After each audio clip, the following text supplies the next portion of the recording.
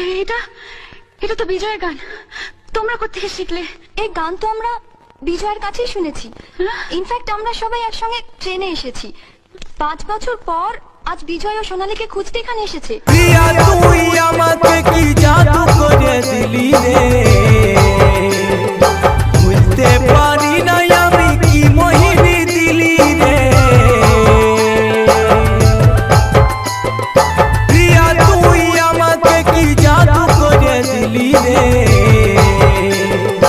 বুঝতে পারি না আমি কি মোহিনী দিলি রে।